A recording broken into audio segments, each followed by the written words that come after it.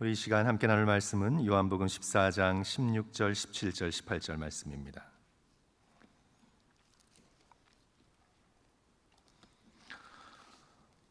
제가 가지고 있는 신약성경 173쪽에 있습니다. 요한복음 14장 16절부터 18절까지의 말씀, 우리 한 절씩 교독하시고 마지막 절 함께 읽습니다.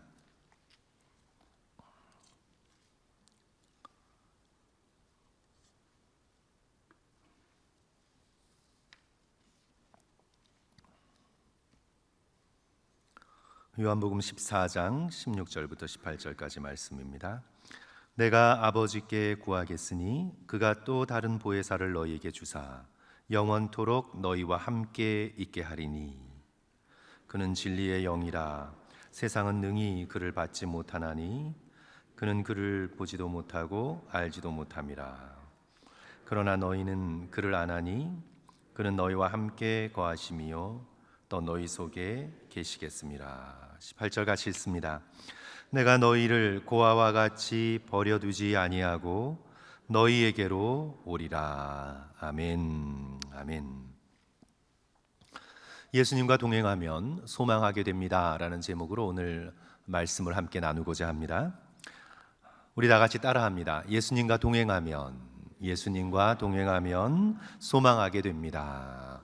예수님과 동행하면 소망하게 됩니다.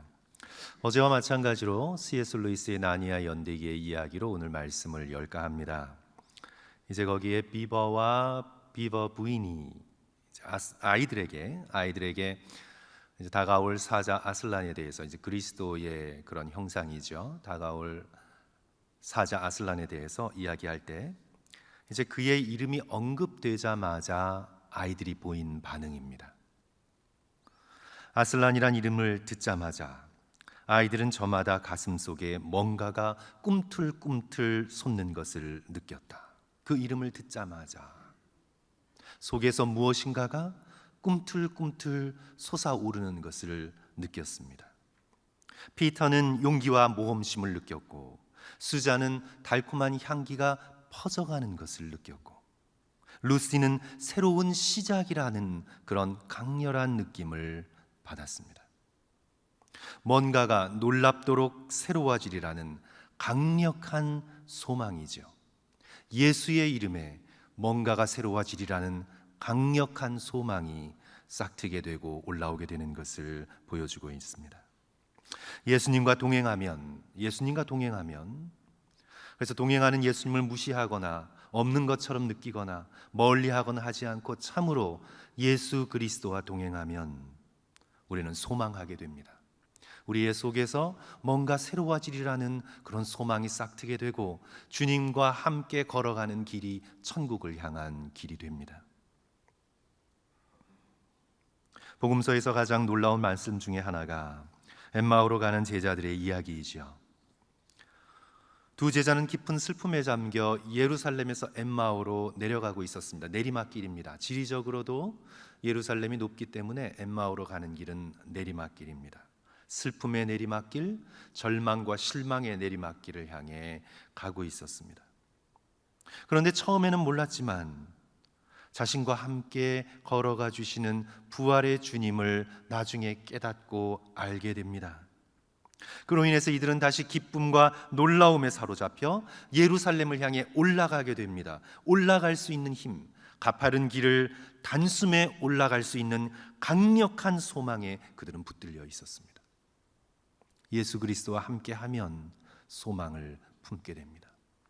그것이 고난의 자리이던 병중에서 투병하는 중이던 예수 그리스도와 함께하면 소망을 품게 됩니다.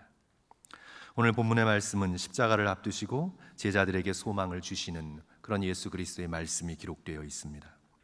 성령을 보내주시겠다는, 다른 보혜사를 너희에게 보내주겠다는 이 예수 그리스도의 약속과 함께 그리스도께서 직접 다시 오실 것을 약속하시죠. 그러니까 성령을 보내주시겠다는 약속, 그 다음에 예수 그리스도께서 다시 오시겠다는 약속, 이 두 가지 약속이 오늘 본문 말씀 속에 등장하는 것을 보게 됩니다. 16절 보시면 내가 아버지께 구하겠으니 그가 또 다른 보혜사를 너희에게 주사 영원토록 너희와 함께 있게 하리니. 이제 그 보혜사가 하는 역할, 성령께서 하시는 역할 가운데 하나가 예수 그리스도의 다시 오심을 강렬하게 소망하게 만듭니다. 18절, 내가 너희를 고아와 같이 버려두지 아니하고 너희에게 올 것이다. 너희에게 오리라. 저는 오늘 이 본문 말씀과 함께 읽지는 않았지만 이 같은 장 14장이 시작하는 그 같은 장 1절부터 3절까지 예수 그리스도께서 제자들에게 또 다른 약속을 주고 계십니다. 그래서 이 14장 1절부터 3절, 오늘 읽은 16절부터 18절 이 말씀 가지고요, 우리가 이 땅에서 예수님과 동행하면서 소망해야 할 것에 관한 두 가지 성도들과 함께 오늘 말씀을 나누고자 합니다. 우리 첫째로 예수 그리스도의 재림을 소망하게 됩니다. 성령 안에서 예수 그리스도와 함께 동행하면 그리스도께서 다시 오실 것을, 재림에 대한 소망을 품게 됩니다. 우리 18절 함께 읽습니다. 내가 너희를, 같이 읽겠습니다. 시작. 내가 너희를 고아와 같이 버려두지 아니하고 너희에게 오리라. 내가 너희를 고아와 같이 버려두지 아니하고 너희에게 오리라.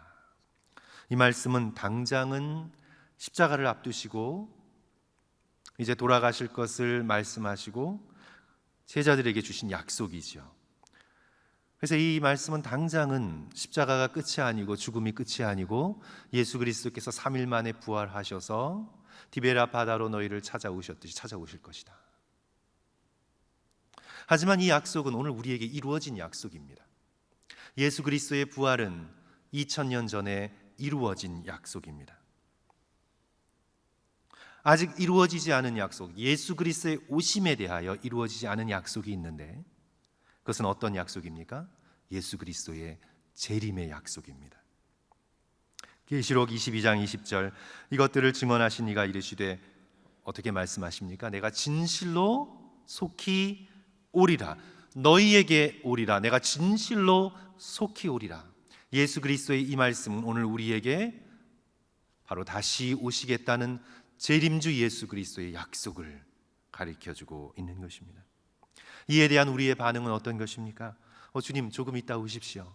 난 아직은 아닙니다. 이것이 아니라 여기에 대한 우리의 반응은 즉각적인 반응이죠. 준비된 반응입니다. 아멘. 주 예수여 오시옵소서. 주 예수여 오시옵소서.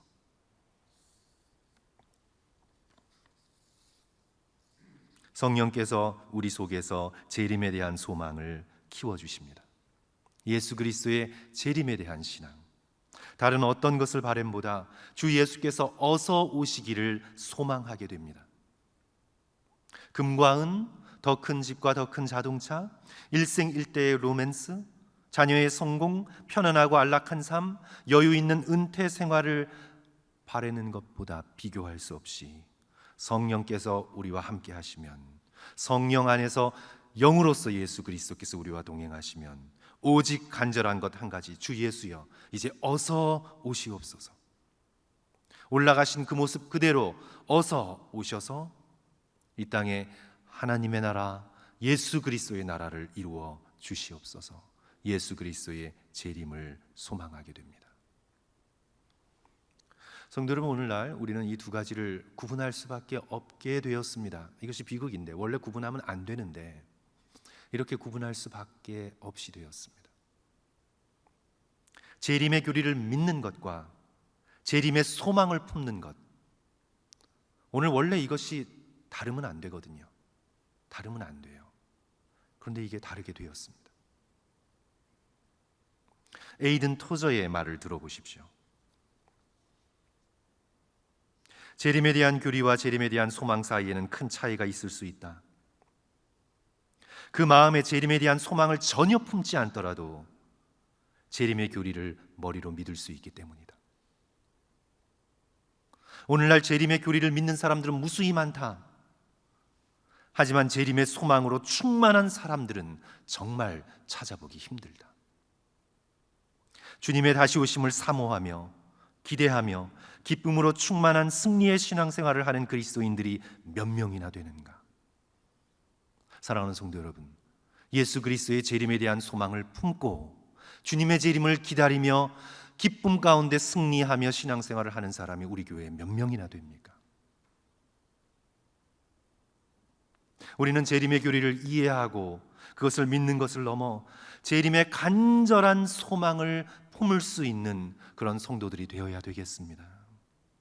29살에 어제 말씀드렸죠. 짧은 생을 마감한 데이빗 브레이너드가 죽으면서 하는 말, 주 예수여 오시옵소서, 주 예수여 어서 오시옵소서, 주 예수여 어서 오시옵소서.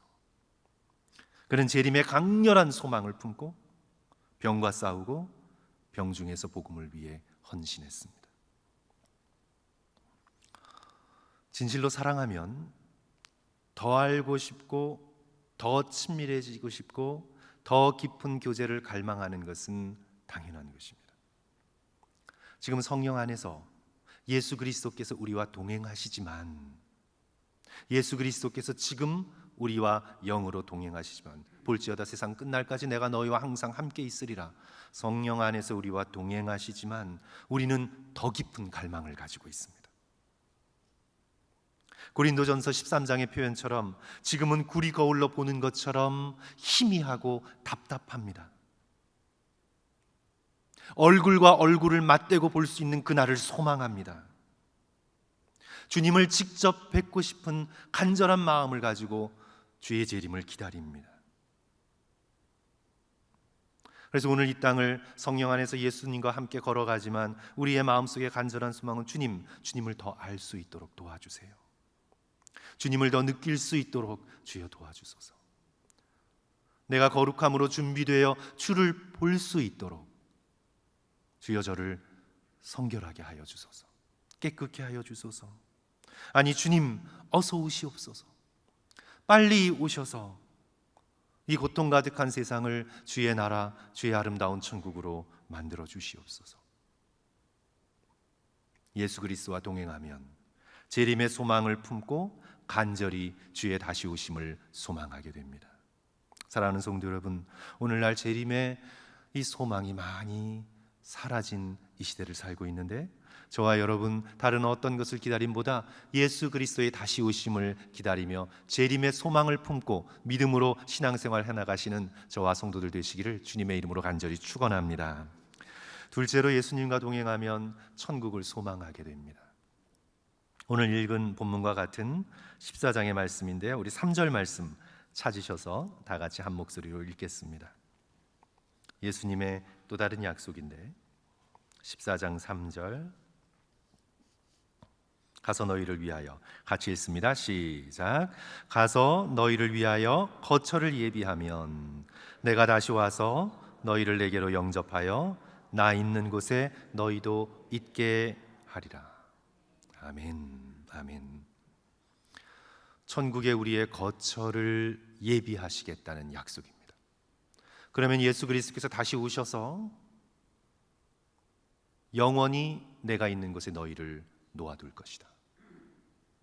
천국에 대한 약속이십니다. 우리는 성령 안에서 예수 그리스도와 동행하면서 예수 그리스도께서 우리를 이끌어 가실 천국을 소망해야 합니다. 재림신앙과 마찬가지로 언제부터인가 우리는 다가올 천국을 사모하는 마음을 잃어버렸습니다. 한국의 신앙의 초기 역사를 보면 우리의 신앙의 선배들, 우리의 신앙의 선조들은 천국에 대한 간절한 소망을 품고 살았습니다. 그들에게 오늘 우리보다 훨씬 더 많은 고통이 있었고 훨씬 더 많은 핍박이 있었고 생명을 위협하는 훨씬 더 많은 어려움이 있었는데, 그들은 그 가운데서 이 세상이 천국이 아님을 깨달았습니다. 내가 편안함을 추구하고 내가 안전함을 추구하고 내가 기쁨을 추구해야 될 것은 이 땅이 아님을 알았습니다. 그리고 눈을 들어 다시 오실 예수 그리스도를 소망하며 천국이 이르기를 간절히 소망하며 그 어려움의 시기를 믿음과 소망으로 견뎌냈습니다. 그런데 우리는 언제부터인가 신앙의 중심이 이 세상의 성공과 이 세상의 부요함과 이 세상의 편안함으로 옮겨졌습니다. 그래야 천국의 보화를 쌓고 다시 오실 예수 그리스도를 만날 소망을 품지 않고 이 땅에서 내가 좀 더 누리고 이 땅에서 내가 다른 사람들의 부러움을 살 만한 인생을 살아가는 것이 이상하게도 신앙의 초점이 되어버렸습니다. 그러면서 어떻게 되었나요? 천국은 가기 싫은 곳이 되었습니다.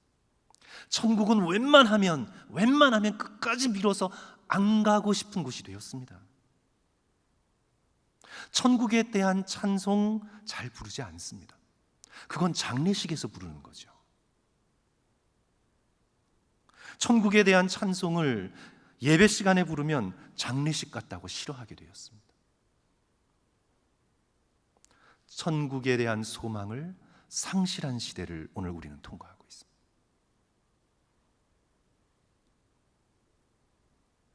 그러나 그리스도께서 약속하십니다. 내가 다시 와서 너희를 내게로 영접하여 나 있는 곳에 너희도 있게 할 것이다. 말씀드렸듯이 초대 그리스도인들 그 혹독한 핍박도 견뎌낼 수 있었던 것, 천국에 대한 강렬한 소망 때문이었습니다. 이 청교도인 리차드 백스터가 특별히 이 천국에 대한 소망을 품고 천국에 대한 글을 많이 썼는데, 그는 어렸을 때부터 몸이 굉장히 허약했고 또 영국 국교회로부터 많은 핍박을 받고 또 신앙생활을 해야 했던 그런 청교도였습니다. 평생을 천국을 사모하는 마음으로 모든 시련을 이겨냈습니다. 내가 이 땅에서는 연약하지만 주께서 나를 온전케 해주실 것이다. 내가 이 땅에서는 하루를 일어나 살아가는 것도 벅차지만 주께서 천국에서 나를 온전케 완벽한 주를 닮은 사람으로 바꿔주실 것이다. 내가 이 땅에서는 핍박을 당하고 쫓기고 도망다니지만 그곳에서는 자유롭게 주님과 교제하게 될 것이다. 천국에 대한 강렬한 소망을 가지고 이 땅의 시련들을 이겨나갔습니다. 천국을 준비했는가라는 책에서 그가 이렇게 고백하고 있습니다. 내 영혼이 불신과 공포가 아니라 확실한 소망 안에서 영원한 즐거움을 향해 나아갈 수 있도록 알 수 있는 것은 뭐든지 열렬히 추구하고 싶다. 저는 이 마지막 이 문장이 마음에 다가왔습니다. 나는 하나님의 약속을 사실로 받아들이고 영원한 삶에 나의 모든 희망을 걸겠다. 나는 하나님의 약속을 사실로 받아들이고 영원한 삶에, 천국의 삶에 나의 모든 소망을 걸겠다. 마치 노름하는 비유인데 다른 것에 걸지 않고 분산해서 걸지 않고 나는 나의 모든 소망을, 나의 모든 리소스를 영원한 삶, 천국에 걸겠다. 사랑하는 성도 여러분, 천국의 모든 소망을 거는 저와 여러분 되시기를 주님의 이름으로 간절히 축원합니다. 어떤 사람들은 의문을 품어요. 천국의 모든 소망을 걸면 이 세상을 도피적으로 게으르게 살아가게 되지 않냐고. 아닙니다. 오해해서 그런 생각을 하는 겁니다. 우리는 천국의 모든 소망을 걸 때만 이 땅을 올바르게 살아갈 수 있습니다. 태양의 빛이 아니고는 땅이 보이지 않습니다. 땅은 절대로 땅만으로 존재하지 않습니다. 이 땅에서 저와 여러분이 이렇게 볼 수 있는 것은 하늘의 빛 때문입니다. 태양의 빛이 아니고는 땅은 보이지 않습니다. 천국의 빛이 아니고는 우리는 땅을 볼 수 없습니다. 땅을 올바로 걸어갈 수 없습니다. 천국이 사랑 가득한 곳이기에 우리는 이 땅에서 사랑을 연습하며 삽니다. 천국이 섬기는 곳이기에 우리는 이 땅에서 지배하고 다스리기보다 섬기며 사랑하기로 선택하며 살아갑니다. 천국이 진리의 나라이기 때문에 천국을 바라보는 사람은 이 땅의 거짓에 유혹되지 않고 진리를 향해 살아갑니다. 천국을 소망하는 사람만이 이 땅을 올바로 살아갈 수 있습니다. 천국을 잃어버리면 이 땅의 삶도 엉망으로 살게 됩니다. 천국이 없다고, 하나님 그거 다 없다고, 죽음은 끝이라고, 오직 물질만 있다고 주장하는 유물론자들과 공산주의자들이 역사에 어떤 것을 남겼습니까? 이 세상이 전부인 줄 알고 이 세상의 유토피아를 만들고자 얼마나 많은 사람들을 학살하고 유배 보냈습니까? C.S. 루이스의 말을 기억합니다. 천국을 목표로 삼으면 그 안에서 지상도 얻게 될 것입니다. 그러나 지상을 목표로 삼으면 아무것도 얻지 못할 것입니다. 천국을 바라보고 천국을 소망하고 천국의 모든 것을 거는 사람만이 주께서 허락하신 이 땅의 삶을 올바르게 보람되게 믿음으로 살아갈 수 있습니다. 사랑하는 성도 여러분, 성령 안에서 우리가 때로는 좀 답답하고 예수님이 안 계신 것 같고 나의 손에 느껴지지 않는 것 같고 답답한 마음이 우리 가운데 있지만, 그래서 보이는 것에 자꾸 유혹되고, 그렇지만 우리는 성령 안에서 예수 그리스도와 동행하면서 주의 재림을 간절하게 소망하는 저와 여러분 되어야 되겠습니다. 주께서 이제 나타나실 것입니다. 열린 하늘, 여전히 열려진 하늘에 예수 그리스도께서 내려오실 것입니다. 나타나실 것입니다. 주께서 그때 우리에게 가져오실 천국을 소망하는 저와 여러분 되었으면 좋겠습니다. 예수님과 함께 동행하면서 우리의 인생이 연수를 더해가며 우리의 천국을 향한 소망은 점점 커져야 합니다. 점점 커져야 합니다. 그래야 우리의 죽음의 순간에 우리의 영혼에는 천국에 대한 소망만이 가득 넘쳐야 합니다. 이 땅에 대한 염려, 남겨진 사람들에 대한 걱정, 예수 그리스도께 다 맡겨버리고 우리는 마지막 죽음의 순간에 천국에 대한 소망만이 가득한 채로 예수 그리스도와 만나야 합니다. 사랑하는 성도 여러분, 예수 그리스도와 동행하며 하루하루 살아가시며 재림에 대한 소망, 천국에 대한 소망이 점점 커가시기를 주님의 이름으로 간절히 축원합니다.